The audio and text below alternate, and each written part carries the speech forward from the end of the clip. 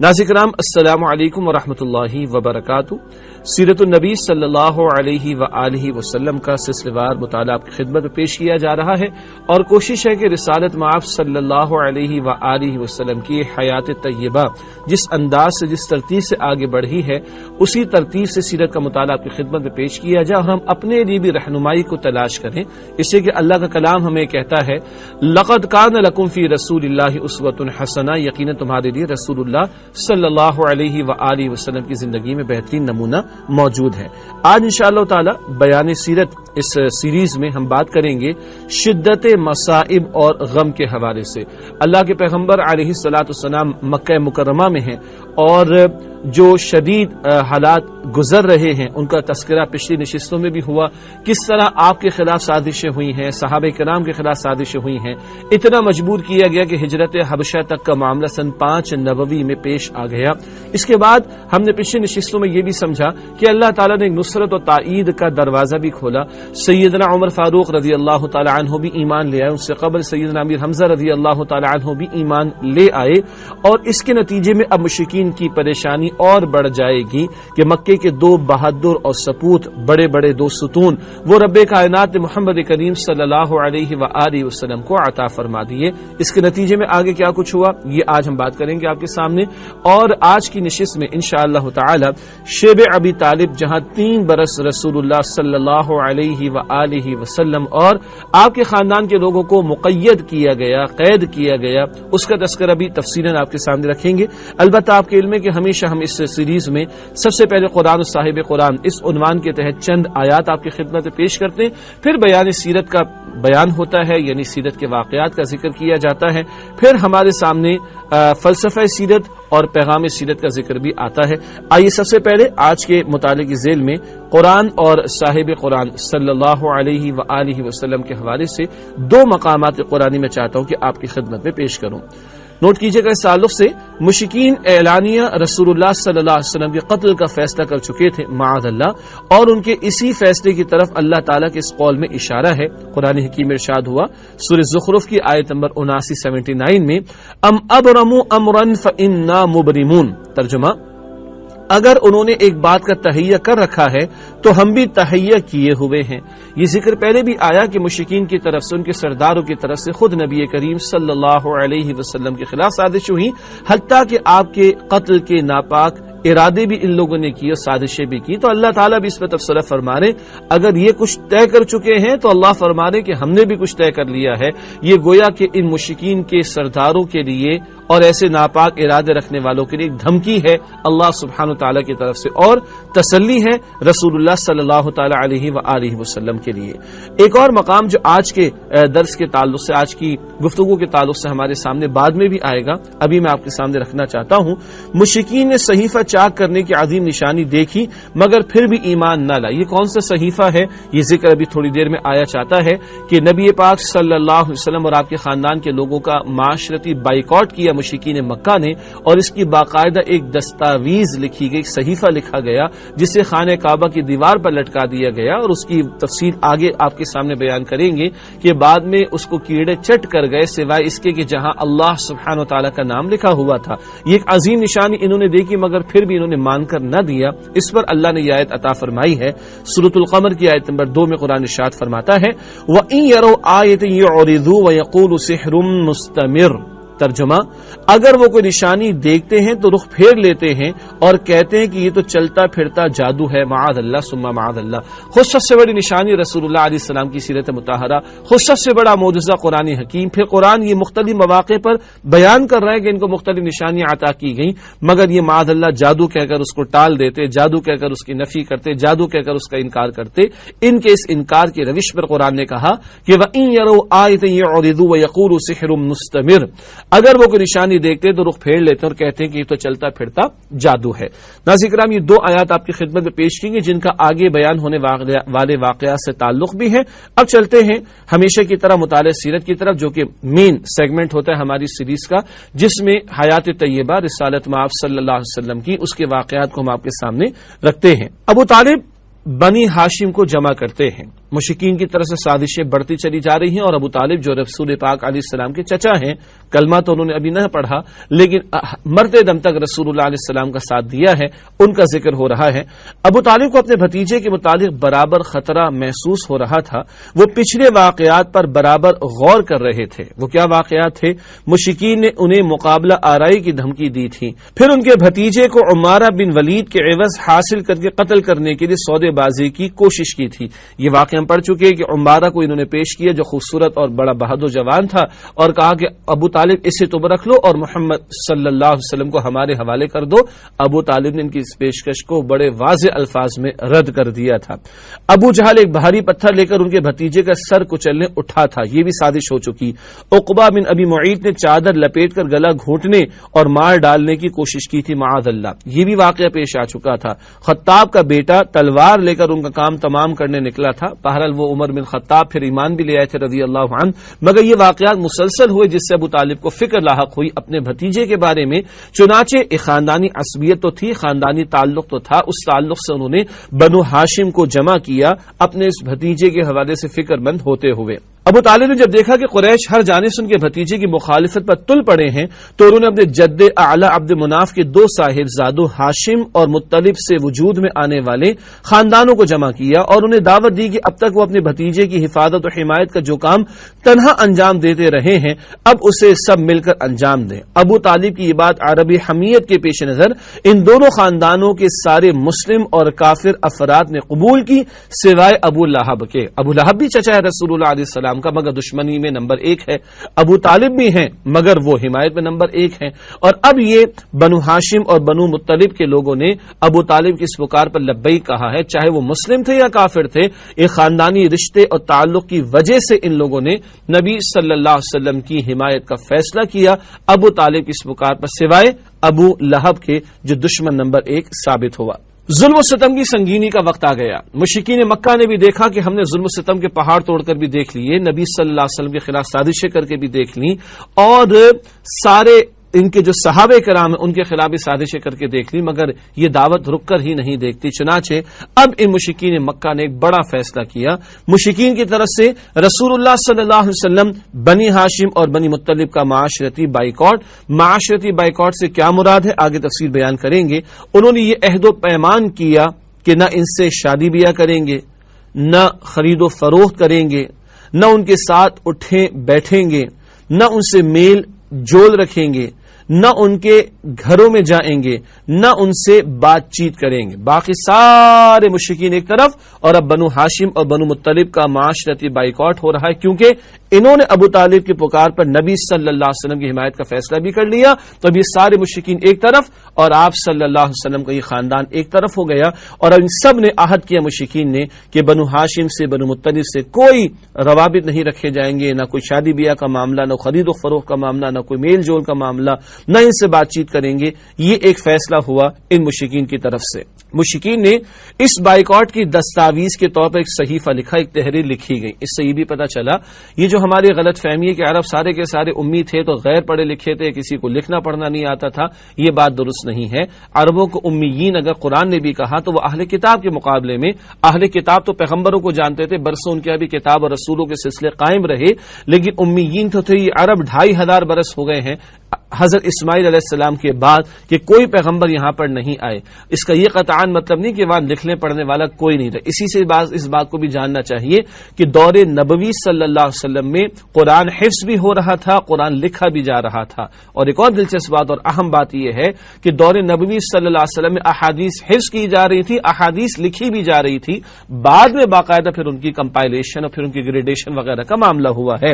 البتہ یہاں پر ہم عرض کر رہے تھے کہ مشرکین نے اس بائیکاٹ کی دستاویز کے طور پر ایک صحیفہ لکھا جس میں اس بات کا عہد و پیمان کیا گیا تھا کہ وہ بنی ہاشم کی طرف سے کبھی بھی کسی صلح کی پیشکش قبول نہ کریں گے۔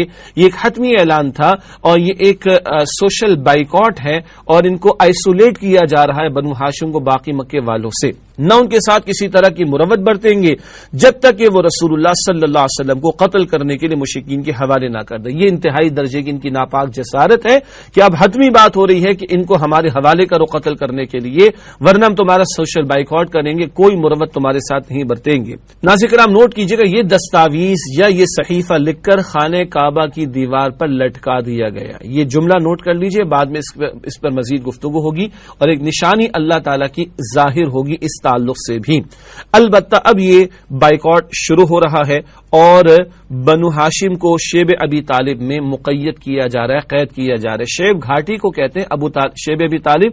ابو طالب وہ ایک گھاٹی میں اپنے خاندان کے لوگوں کو لے گئے ہیں اور وہاں پر وہ کنفائنڈ ہو گئے ہیں، وہاں وہ گویا کہ محصور ہو چکے ہیں اور ان کو آئسولیٹ کر دیا گیا اور ان کا سوشل بائیکاٹ شروع ہو گیا ہے۔ اس بائیکاٹ کے نتیجے میں بنی ہاشم اور بنی مطلب کے سارے افراد سمٹا کر شیب ابی طالب میں محبوس ہو گئے۔ یہ نبی صلی اللہ علیہ وسلم کی بعثت کے 7ویں سال محرم کی چاند رات کا واقعہ ہے۔ یہ 7واں سال ہے آپ صلی اللہ علیہ وسلم کی بعثت کو، یعنی آغاز وحی کو، اور یہ محرم کی چاند رات کا واقعہ ہے۔ 7 نبوی کا دور ہے جس پر اب ہم بات کر رہے ہیں، اور بنی ہاشم بنی مطلب کے یہ افراد نبی اکرم علیہ الصلوۃ والسلام سمیت اب محبوس ہیں، یعنی کنفائنڈ ہیں، محدود کر دیے گئے ہیں یہ شیب ابی طالب ایک گھاٹی میں۔ حالات نہایت سنگین ہو گئے۔ ناظرین کرام نوٹ کیجئے گا، سیرت کی کتابوں میں ان حالات کا زیادہ تذکرہ ہمیں نہیں ملتا، بمشکل عام کتابوں میں 1-2 صفحات کا ذکر ملتا ہے، مگر اس ذکر میں بھی جو 1-2 صفحات کی چند لائنوں میں موجود ہے دل ہل جاتا ہے انسان کا۔ اندازہ کیجئے، آگے ذکر ہے، غلے اور سامان خوردنوش کی آمد بند ہو گئی کیونکہ مکے میں جو غلہ آتا تھا اسے مشرکین لپک کر خرید لیتے تھے۔ یہ ہے عالم ان مشرکین کی طرف سے انتہائی درجے میں لپک کر خرید لیتے، ان کے لیے خریدنے کا موقع بھی نہ چھوڑتے۔ اس لیے محصورین کی حالت نہایت پتلی ہو گئی، انہیں پتے اور چمڑے کھانے پڑے۔ یہ کہیں سے سوکھے پتے کہیں مل گئے تو وہ کھا لیے، یا چمڑے کو ابالا جاتا تھا اور پانی بچوں کے حلق میں ٹپکایا جاتا تھا۔ فاقہ کشی کا حال یہ تھا کہ بھوک سے بلکتے بچوں اور عورتوں کی آوازیں گھاٹی کے باہر سنائی پڑتی تھیں، اور بعض سیرت نگاروں نے لکھا ہے کہ یہ قریش کے لوگ ان آوازوں کو سن کر خوش ہوتے تھے۔ یہ ہے ظلم جو اس وقت بھی روا رکھا گیا۔ ایمان والوں میں سے تو کچھ لوگ ہی ہیں، اور بقیہ کون ہیں؟ جو نبی صلی اللہ علیہ وسلم کے خاندان کے افراد ہیں۔ خاندانی تعلق اس قدر مضبوط تھا کہ اس کی وجہ سے حمایت کر رہے تھے، لیکن یہ سب کچھ اللہ کے پیغمبر علیہ السلام پر بھی بیتا ہے اور آپ کے خاندان کے افراد پر۔ یہ بچے اور ان عورتوں کی آوازیں سن کر جب یہ بھوک سے بلکتے تھے، مشرکین مکہ خوش ہوتے تھے۔ استغفر اللہ۔ ان کے پاس بمشکل ہی کوئی چیز پہنچ پاتی تھی، وہ بھی پس پردہ 2-4 افراد تھے کہ جو مروت کا تقاضا سمجھتے ہوئے، انسانیت کا تقاضا سمجھتے ہوئے رات کی تاریکی میں کچھ کھانا پینا پہنچا دیا کرتے تھے، مگر یہ پس پردہ ہوتا، کوئی بہت بڑے پیمانے پر اس کا اہتمام نہ ہوتا، گویا اکثر یہاں پر موجود لوگوں کو بھوک سے اور فاقوں سے گزرنا پڑ رہا تھا۔ ان حالات پر پورے 3 برس گزر جاتے۔ سیرت نگاروں نے یہ بھی لکھا ہے، البتہ جب حرمت والے مہینے آتے تو ذرا جاں بخشی ہوتی، ان کو نکلنے کا موقع ملتا۔ حرمت والے مہینے آپ کے ہمارے علم میں ہیں، رجب کا مہینہ معروف تھا عمرے کے حوالے سے، ذی القعدہ، ذی الحجہ، محرم، یہ معروف مہینے تھے حج کے تعلق سے۔ حج تو ذی الحجہ میں ادا ہوتا، مگر ذی القعدہ میں جانا، محرم میں واپس آنا، 3 مہینے کا مبیش لگ جایا کرتے تھے۔ ان حرمت والے مہینوں میں عرب جنگ بند کر دیا کرتے تھے، لڑائی نہیں کرتے تھے، جنگ نہیں کرتے تھے، قافلوں کو نہیں لوٹتے تھے یا ہاتھ ایک دوسرے کو نہیں لگاتے تھے۔ چنانچہ اس دوران ان افراد کو بھی شیب ابی طالب سے باہر آنے کا موقع ملتا۔ البتہ نوٹ کیجئے گا، اس دوران رسول اللہ کیا کرتے صلی اللہ علیہ وسلم، وہ جو قافلے آتے حج کے لیے ان کے پاس جا کر دعوت دیتے۔ سبحان اللہ، مشن کبھی نہیں رکا، مشن کبھی نہیں چھوٹا، مشن میں کبھی کمی واقع نہیں ہوئی۔ اپنے فاقوں کی فکر نہیں ہے، بھوک کی فکر نہیں، غلہ جمع کرنے اس کی فکر نہیں ہے، فکر اس بات کی کہ اللہ کے بندوں تک اللہ کا پیغام پہنچتا رہے۔ چنانچہ اس محصوری میں کچھ فرق واقع ہوتا، کچھ کمی واقع ہوتی تو حرمت والے مہینوں میں، اور ان مہینوں کو اللہ کے پیغمبر علیہ السلام استعمال فرماتے دعوت حق ان لوگوں کے سامنے پیش کرنے کے لیے جو عرب کے کونے کونے سے حج کی ادائیگی کے لیے آیا کرتے تھے۔ ایک اور اہم بات، یہ 3 برس تو گزرے ہیں، مگر بہرحال ہر معاشرہ مکمل اعتبار سے تو ڈیڈ نہیں ہوتا، مردار نہیں ہوتا، کچھ نہ کچھ نمک کچھ لوگوں میں باقی ہوا کرتی ہے. شاید وہ اس کا اظہار کم کر پاتے ہوں، لیکن وہ ظلم کو ظلم سمجھتے بھی ہیں اور بعض اس کا اظہار بھی کر دیتے ہیں. چنانچہ اس صحیفے کے حوالے سے، اس عہد و پیمان کے حوالے سے جو سوشل بائیکاٹ ہوا تھا بنو ہاشم کا، بنو مطلب کا، اس کے حوالے سے کچھ لوگ نالاں تھے اور ناراض تھے. اب میں ان کا ذکر آپ کے سامنے کرنا چاہوں گا.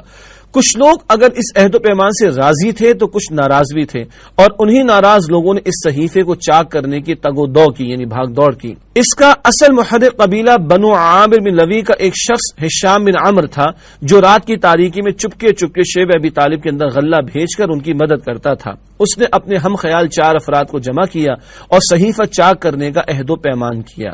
اس میں تفصیل ہے، ابو البختری بھی اس میں شامل تھا، مطعم بن عدی بھی اس میں شامل تھا، اور ایک اور نام زہیر وہ آگے آ رہا ہے. صبح ہوئی تو ان میں سے ایک زہیر نے لوگوں سے مخاطب ہو کر کہا. یہ زہیر کون ہے؟ ان کی والدہ عاتقہ ابو طالب کی بہن. تو یہ جو بنو عامر کے شخص ہشام بن عمر، اس سے کہا کہ تمہارا اور ہمارا حال کیا ہے، کھاتے ہیں پیتے شادی بیاہ کرتے ہیں، اور تمہارے ماموں کا حال. تو یہ ابو طالب کا ذکر اس نے کیا. تو زہیر نے کہا کہ میں اکیلے کیا کر سکتا ہوں؟ تو اس نے کہا ہشام بن عمر نے میں تمہارے ساتھ ہوں.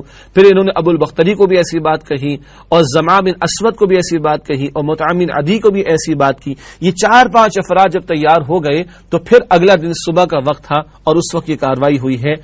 زہیر نے لوگوں سے مخاطب ہو کر کہا خانہ کعبہ کا طواف کرنے کے بعد، مکے والوں، کیا ہم کھانا کھائیں، کپڑے پہنیں اور بنو ہاشم تباہ و برباد ہوں؟ نہ ان کے ہاتھ کچھ بیچا جائے، نہ ان سے کچھ خریدا جائے. خدا کی قسم میں بیٹھ نہیں سکتا یہاں تک کہ اس ظالمانہ صحیفے کو چاک کر دیا جائے. پھر چاروں افراد نے بھی اسی طرح کی بات کی. ابو البختری نے بھی کی، زمع بن اسود نے بھی کی، مطعم بن عدی نے بھی کی، ہشام نے بھی کی، اور زہیر نے بھی کی. ان سب نے جب یہ باتیں کی تو ابو جہل کا منہ بن سا گیا، اور اس کی اب ہمت نہیں ہوئی کہ اتنے سارے لوگ جن میں کچھ بااثر لوگ بھی ہیں، جب یہ سب یہ بات کہہ رہے ہیں تو پھر ابو جہل کا منہ بن کر رہ گیا کہ اب اس بات کو کیسے ٹالا جا سکتا ہے. ادھر یہ کارروائی ہو رہی ہے اور ادھر کچھ اور کارروائی ہوئی ہے. آئیے اس کا بھی ذکر آپ کے سامنے کرتے ہیں، اور وہ یہ کہ صحیفہ چاک کیا جاتا ہے. یہ چاک کیسے ہوا ہے، اس کا ذکر بھی بڑی دلچسپ انداز میں ہمیں سیرت کی کتابوں میں ملتا ہے.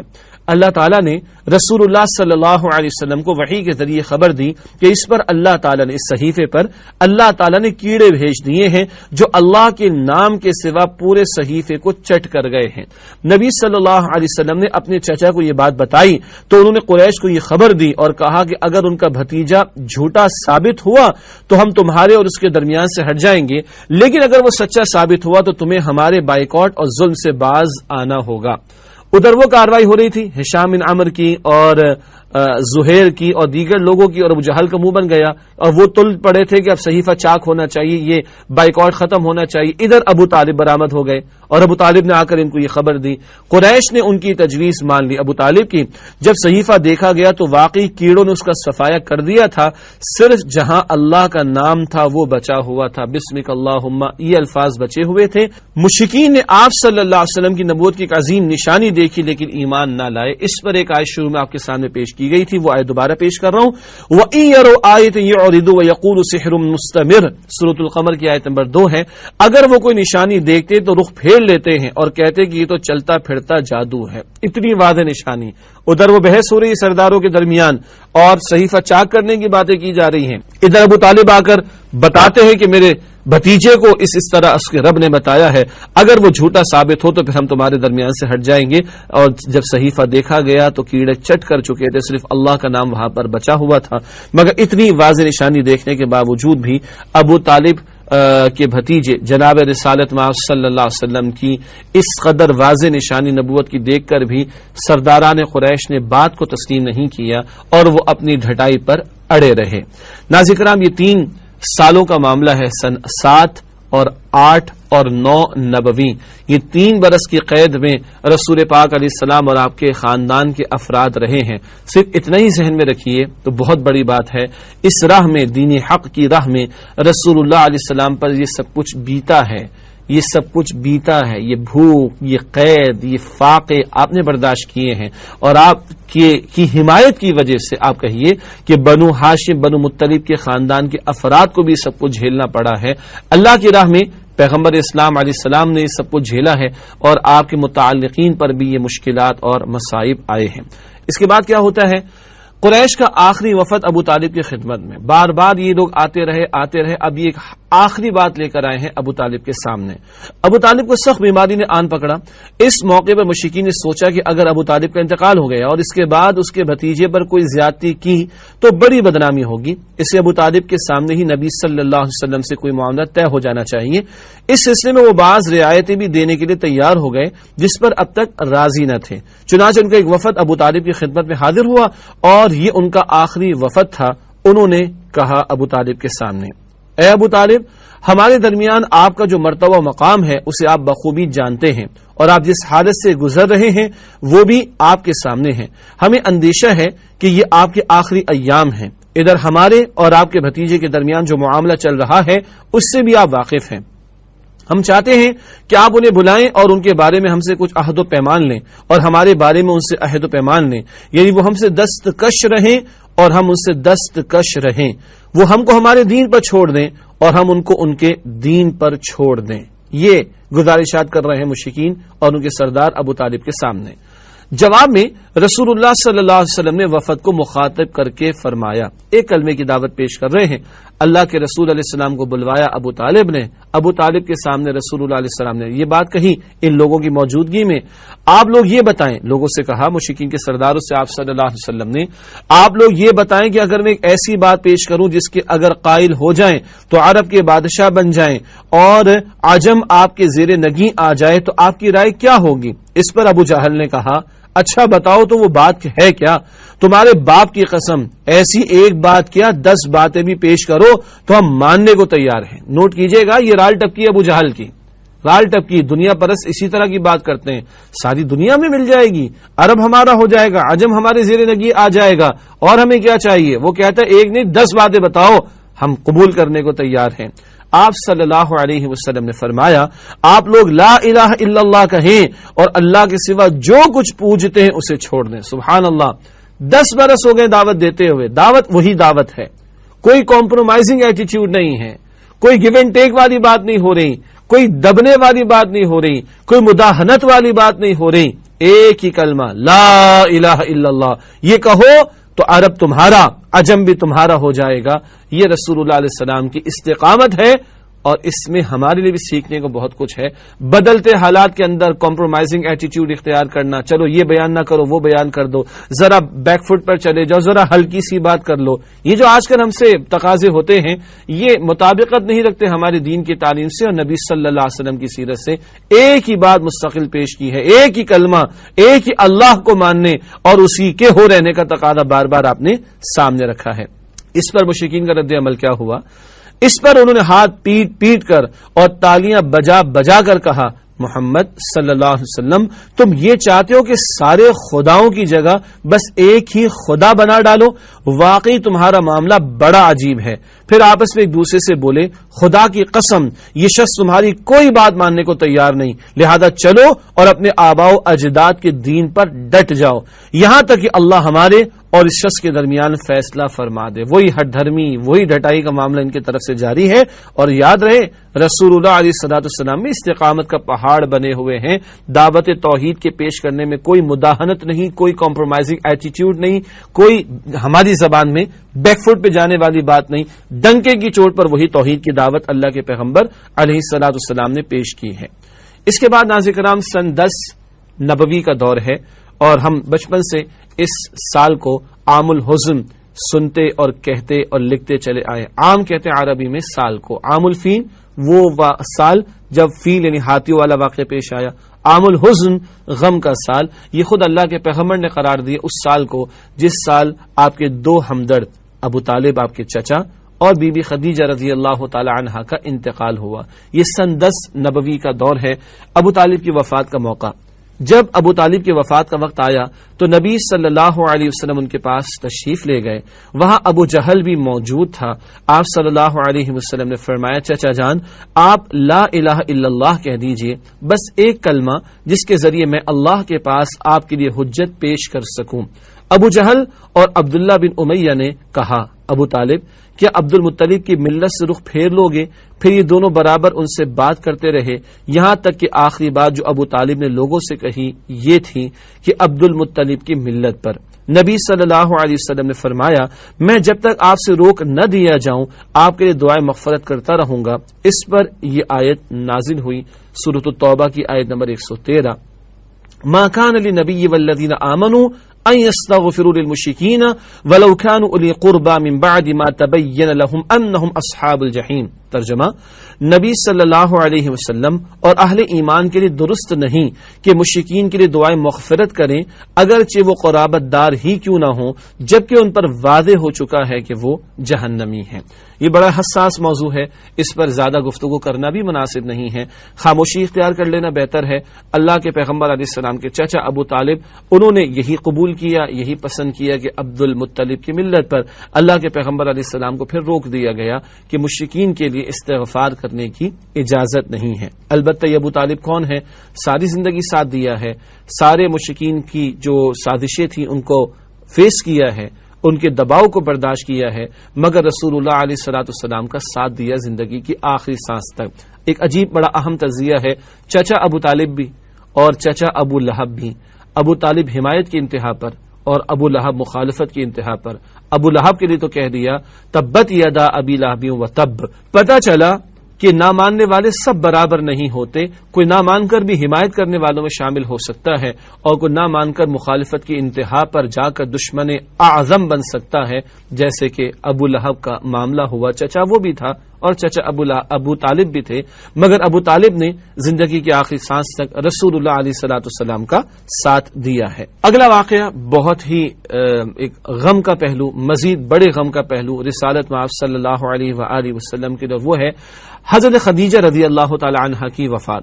جناب ابو طالب کی وفات کے 2 ماہ بعد حضرت ام المؤمنین خدیجۃ الکبریٰ رضی اللہ تعالی عنہا بھی انتقال فرما گئیں۔ ان کی وفات نبوت کے 10ویں سال ماہ رمضان میں ہوئی۔ اس وقت وہ 65 برس کی تھیں اور رسول اللہ صلی اللہ علیہ وسلم اپنی عمر کی 50ویں منزل میں تھے۔ حضرت خدیجہ رضی اللہ تعالی عنہا رسول اللہ صلی اللہ علیہ وسلم کے لیے بڑی گراں قدر نعمت تھیں۔ کوئی رنج و قلق کا وقت آتا تو آپ صلی اللہ علیہ وسلم کے لیے تڑپ اٹھتی، سنگین اور مشکل حالات میں آپ صلی اللہ علیہ وسلم کو قوت پہنچاتی، تبلیغ رسالت میں آپ صلی اللہ علیہ وسلم کی مدد کرتی اور اس تلخ ترین جہاد کی سختیوں میں آپ صلی اللہ علیہ وسلم کی شریک کار رہتی اور اپنی جان و مال سے آپ صلی اللہ علیہ وسلم کی خیر خواہی و غمگساری کرتی۔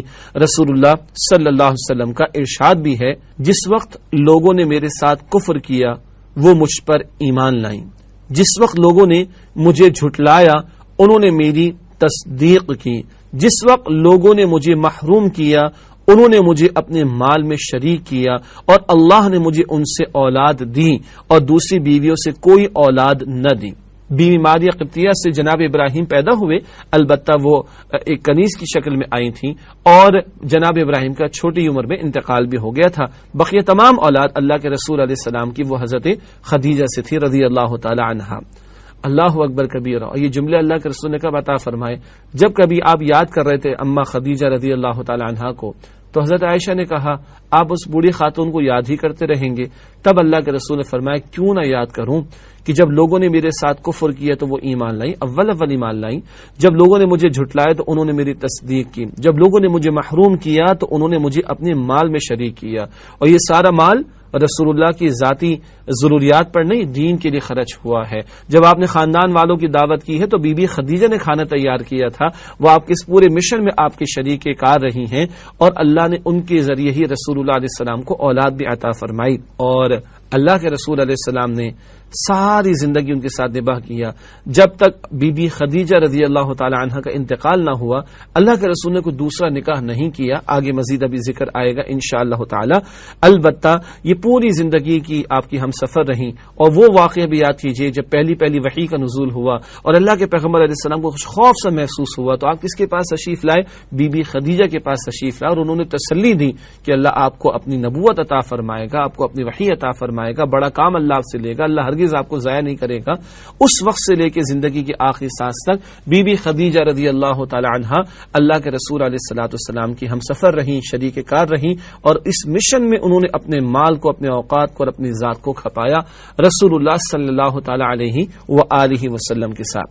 ناظرین کرام، بہرحال یہ سال ہے عام الحزن کا، اور غم ہی غم کا معاملہ اللہ کے پیغمبر علیہ الصلوۃ والسلام کے لیے، ایک طرف چچا کا انتقال اور اس کے 2 مہینے کے بعد بی بی خدیجہ رضی اللہ تعالی عنہا کا انتقال، تو عام الحزن قرار پایا یہ سن 10 نبوی کا سال رسول اللہ صلی اللہ علیہ وسلم کی حیات طیبہ کا۔ اس کے بعد کیونکہ ہم ترتیب سے مطالعہ کر رہے ہیں، چند اہم واقعات حیات طیبہ کے ترتیب سے ہم آپ کے سامنے رکھنا چاہ رہے ہیں۔ حضرت سودا رضی اللہ تعالی عنہا سے رسول اللہ علیہ السلام کا نکاح۔ حضرت خدیجہ رضی اللہ تعالی عنہا کے انتقال کے بعد شوال 10 نبوی میں رسول اللہ صلی اللہ علیہ وسلم نے حضرت سودا رضی اللہ تعالی عنہا سے نکاح کیا، جو کہ ایک بیوہ خاتون تھیں۔ بہت توجہ کیجیے گا، جو کہ ایک بیوہ خاتون تھیں۔ یہ ابتدائی دور میں مسلمان ہو گئی تھیں اور دوسری ہجرت حبشہ کے موقع پر ہجرت بھی کی۔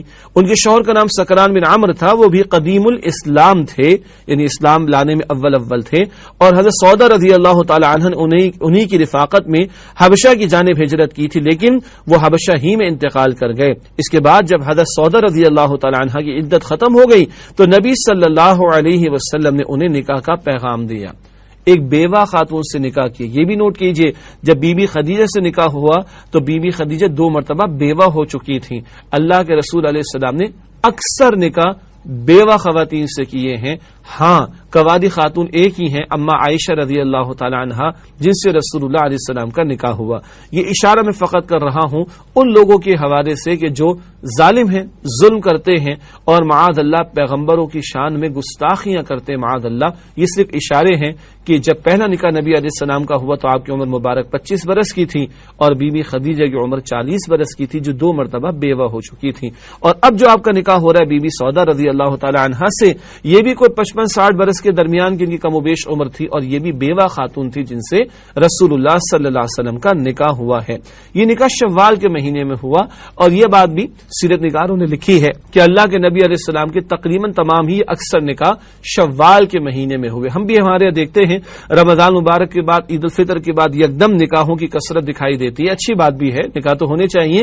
اور شوال میں کیوں؟ اس لیے کہ ایک نسبت لوگ چاہتے ہیں کہ نبی علیہ السلام کے اکثر نکاح شوال کے مہینوں میں ہوئے، جیسے کہ یہ نکاح شوال میں حضرت سودا رضی اللہ تعالی عنہا سے ہوا۔ ناظرین کرام، الحمدللہ آج ہم نے سیرت النبی صلی اللہ علیہ وسلم کے تعلق سے بیان سیرت کے ذیل میں ایک اہم واقعہ جو شیب ابی طالب کا تھا، 3 برس کے واقعات، اس کا کچھ ذکر کیا، اور پھر ساتھ ہی 2 اہم واقعات، یوں کہ یہ عام الحزن کے تعلق سے ابو طالب کا انتقال اور بی بی خدیجہ رضی اللہ تعالی عنہ کا انتقال، اس کا ذکر ہوا عام الحزن کا، اور اس کے بعد سن 10 ربیع شوال میں بی بی سودا رضی اللہ تعالی عنہ سے رسول پاک علیہ السلام کرنے کا اس کا تذکرہ ہوا۔ ناظرین کرام، اس کے بعد پروگرام کی ترتیب کے مطابق آگے بڑھتے اور ہمیشہ کی طرف فلسفہ سیرت آپ کے سامنے رکھیں گے۔ ایک ہے بیان سیرت، یعنی واقعات کا بیان ہونا اور حیات طیبہ کے مختلف گوشوں پر بات ہونا، اور ایک ہے اس میں جو فلسفہ ہے، اس میں جو حکمتیں ہیں، اس میں جو لیسنز یا اسباق ہمارے سامنے آتے ان پر کلام کیا جائے۔ اس تعلق سے آج بھی 3 باتیں آپ کے سامنے رکھیں گے۔ سب سے پہلی بات، رائے حق میں دائی حق کو بھوک، پیاس اور قید و بند کی مشکلات برداشت کرنے کی نوبت بھی آتی ہے، اور دائی اعظم تو خود اللہ کے رسول ہیں صلی اللہ علیہ وسلم۔ آپ سے بڑھ کر کس کی ہستی ہوگی؟ بعدز خدا بزرگ تو یہ قصہ مختصر، اللہ کے بعد سب سے بڑی ہستی اللہ کے رسول مکرم صلی اللہ علیہ وسلم کی ہے، اور اللہ نے ہم سب کو دکھایا، اللہ نے یہ سارا کچھ ہونے دیا، یہ قید و بند کی صعوبتیں، یہ مشقتیں، یہ بھوک، یہ پیاس، یہ فاقے، بچوں کا بلکنا، عورتوں کی چیخ و پکار، اس سب کے ساتھ رسول اللہ بھی موجود ہیں، اور اللہ کے رسول علیہ السلام نے سب کچھ برداشت کیا ہے۔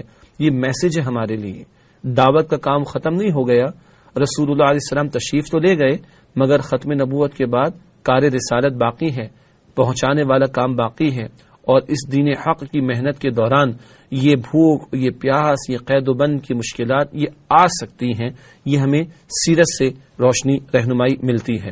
دوسری بات، دائی حق کے اعزاء و اقارب کو بھی اس کی وجہ سے مصائب کا سامنا کرنا پڑتا ہے۔ حالانکہ یہاں تو بنو ہاشم بنو مطلب کے وہ لوگ بھی تھے جو غیر مسلم تھے، انہوں نے نبی صلی اللہ علیہ وسلم کی دعوت کو قبول تو نہیں کیا، مگر بہرحال ایک وہ خاندانی عصبیت کہیے، تعلق کہیے، رشتہ داری کہیے، جس کی وجہ سے انہوں نے حمایت کی نبی صلی اللہ علیہ وسلم کی، اور ان مصائب کا سامنا ان کو بھی کرنا پڑا۔ اس سے پتہ چلا یہ ذرا ایک حساس مسئلہ ہے، ایک ذرا دل کو لگنے والی بات بھی، محسوس ہونے والی بات بھی ہے کہ بہرحال اس راہ میں جب بندہ کھڑا ہوگا تو اس کے ارد گرد کے جو حضرات ہیں، لوگ ہیں، ان کو بھی مصائب جھیلنے کی نوبت آ سکتی ہے۔ اللہ کے رسول کے گھرانے کے لوگوں کو یہ سب کو جھیلنا پڑا، باقی کسی کے گھر کی یا افراد کی، رشتہ داروں کی کیا حیثیت رہ جاتی ہے؟ تو داعی حق کے اعزاء و اقارب کو بھی اس کی وجہ سے مصائب کا سامنا کرنا پڑتا ہے۔ اگلی اور آخری بات فلسفہ سیرت کے ذیل میں، کوئی معاشرہ مکمل طور پر بے حس نہیں ہوتا، ظلم کے خلاف بات کرنے کے لیے کچھ افراد کبھی نہ کبھی ضرور کھڑے ہوتے ہیں۔ یہ 3 برس تو گزرے مگر کچھ لوگ اول دن سے ہی راضی نہیں تھے اس معاہدے پر، مگر شاید وہ ابھی اتنی ہمت و جرت نہیں پاتے تھے، لیکن بہرحال ایک حد آ گئی اور ہشام بن عمرو کو کھڑا ہونا پڑا، زہیر کو کھڑا ہونا پڑا، ابو البختری کو کھڑا ہونا پڑا، زمعہ بن اسود کو کھڑا ہونا پڑا، اور مطعم بن عدی کو کھڑا ہونا پڑا۔ یہ لوگ غیر مسلم تھے، لیکن انسانیت بھی تو کسی شے کا نام ہے، انسانی فطرت میں نیکی بدی کا بنیادی شعور تو موجود ہے، ظلم سے نفرت فطرت انسانی میں موجود تو ہے، چنانچہ یہ کھڑے ہوئے ہیں، چنانچہ یہاں پر یہ لوگ کھڑے ہوئے، لیکن باہر ادھر اللہ کی شان کے صحیفہ ویسے ہی چاک ہو گیا۔ تفصیل پہلے آ چکی، کیڑے کھا چکے تھے اس کو، سوائے اللہ کا نام کہ وہ باقی رہا۔ البتہ عرض کرنا مقصود یہ تھا کہ ہر معاشرے میں کہیں نہ کہیں خیر کا عنصر موجود ہوتا ہے، اور ایک داعی دین کو، دین کا کام کرنے والوں کو اس نقطے کو بھی سامنے رکھ کر نتائج سے بے پرواہ ہو کر اپنی جد و جہد کو جاری رکھنا چاہیے۔ یہ سیرت کے کچھ نقطے ہیں فلسفے کے اعتبار سے جو ہمارے سامنے آتے ہیں۔ اس کے بعد ہمیشہ کی طرح پیغام سیرت، ظاہری بات ہے صرف واقعات پڑھ کر سنانا مقصود تو نہیں، ہمیں رہنمائی لینی ہے۔ میرے لیے، آپ کے لیے کیا رہنمائی ہے اس سیرت میں، جو کہ عملی سیرت ہے نبی صلی اللہ علیہ وآلہ وسلم کی، ہماری زندگی کے لیے رہنمائی کیا ہے؟ ہم دین کی دعوت کا کام کرنا چاہیں تو ہمارے لیے اس میں کیا اسباق موجود ہیں، کیا لیسنز ہمارے سامنے آتے ہیں؟ پہلا کام، دین کا کام کرنے والوں کو بھوک اور پیاس اور معاشرتی بائیکاٹ جیسے مصائب جھیلنے کے لیے تیار رہنا چاہیے۔ اس راہ میں تو یہ ہوگا، آج نہیں تو کل صحیح، زیادہ نہیں تو کم ہی صحیح، کچھ نہ کچھ تو جھیلنے کا موقع آئے گا، کبھی بھوک کا معاملہ، کبھی پیاس کا معاملہ۔ جیسے قرآن ایک عمومی انداز سے کہتا ہے وَلَنَبْلُوَنَّكُمْ بِشَيْءٍ مِّنَ الْخَوْفِ وَالْجُوعِ وَنَقْصٍ مِّنَ الْأَمْوَالِ وَالْأَنفُسِ وَالثَّمَرَاتِ، ہم ضرور تمہیں آزمائیں گے خوف کے ذریعے، بھوک کے ذریعے، جان اور مال کے نقصان کے ذریعے، اور پیداوار کے نقصان کے ذریعے سے۔ تو وبشر الصابرین، اور اے نبی صلی اللہ علیہ وسلم صبر کرنے والوں کو بشارت دے دیجئے۔ ہاں، آزمائشیں مانگنی نہیں چاہیے اللہ سے، آ جائیں تو صبر کرنا چاہیے۔ آپ صلی اللہ علیہ وسلم کی سیرت بھی یہ بتا رہی ہے، اور امتیوں کے لیے رہنمائی بھی وہیں سے یہ آ رہی ہے کہ ان سب کے لیے اگر یہ مواقع آئیں تو ہمیں جھیلنے کے لیے تیار رہنا چاہیے۔ اگلا نقطہ پیغام سیرت کے اعتبار سے، رائے حق پر چلتے رہنا ہے، نیز باطل سے سمجھوتا نہیں کرنا، خواہ اس کے نتیجے میں اعزاء و اقارب پر مشکلات کیوں نہ آ جائیں۔ بڑی حساس بات ایک اور دفعہ ہمارے سامنے آ رہی ہے۔ ارد گرد کے لوگ ہیں، ہمارے ساتھ روابط رکھنے والے، تعلقات رکھنے والے، رشتہ دار ہوں، کسے باشد دوست احباب ہوں، حق کے لیے ایک بندہ کھڑا ہوا ہے تو عین ممکن ہے کہ اس کے قریبی لوگوں پر بھی مصائب کے پہاڑ توڑے جائیں، لیکن رکنا نہیں ہے حق سے، باطل سے سمجھوتا نہیں کرنا، دین سے پیچھے نہیں ہٹنا، دین حق کی جد و جہد کو چھوڑنا نہیں ہے۔ تکلیف تو ہوگی کہ میرے پیاروں کے ساتھ ظلم ہو جائے گا یا میرے ساتھ بھی ظلم و ستم ہو جائے گا، لیکن میری جان سے بڑھ کر دین قیمتی ہے، میرے قریبی لوگوں کی جان سے بڑھ کر میرا دین، میرے رب کا دین قیمتی ہے۔ تو رائے حق پر چلتے رہنا ہے، باطل سے سمجھوتا نہیں کرنا، خواہ اس کے نتیجے میں اعزاء و اقارب پر مشکلات کیوں نہ آ جائیں۔ اور پیغام سیرت کے ذیل میں تیسرا اور آخری نقطہ ہے، داعیان دین کا کام ہے کہ اپنے فرائض کو انجام دیتے رہیں، اس راہ میں اللہ تعالیٰ لوگوں کے دلوں میں نرمی ڈال کر حمایت کے راستے کھول دینے پر قادر ہے۔ یہ تو غیر مسلم تھے جو کھڑے ہوئے، ہشام بن عمرو کا ذکر ہوا، ابو البختری کا ذکر ہوا، زہیر کا ذکر ہوا، یہ تو غیر مسلم تھے، بہرحال ان کے دل میں نرمی آئی، یہ کھڑے ہوئے ہیں تو یہ بائیکاٹ ختم بھی ہوا ہے، اس کی سبیل پیدا ہو گئی ہے۔ داعیان دین کے لیے بھی ایک بڑا پیارا نقطہ یہ ہے کہ ہم اپنی ذمہ داری پوری کریں، اللہ علی کل شیء قدیر ہے، کس کس کے دل کو نرم کر دے، کہاں کہاں سے حمایت کے سامان اور وسائل عطا فرما دے، وہ اللہ کا کام ہے. ہم اپنا کام کریں، اللہ کو اللہ کا کام کرنے دیں. اللہ تعالی ہمیں ان نقطوں کو سامنے رکھتے ہوئے نبی صلی اللہ علیہ وسلم کی سیرت کو فالو کرنے کی، پیروی کرنے کی، اور اپنے دین کی دعوت پیش کرنے، اور اللہ اپنے دین کی خدمت کے لیے ہم سب کو مزید محنت کرنے کی توفیق عطا فرمائے. ناظرین کرام، اس کے بعد آخر میں ہمیشہ کی طرح حدیث رسول صلی اللہ علیہ وآلہ وسلم پیش خدمت ہے. اللہ کے پیغمبر علیہ الصلوۃ والسلام نے ارشاد فرمایا، آزمائش جتنی عظیم ہوگی بدلہ بھی اسی قدر عظیم ہوگا، اور اللہ تعالیٰ جب کسی قوم کو پسند فرماتا ہے تو اس کو آزمائش سے دوچار فرما دیتا ہے.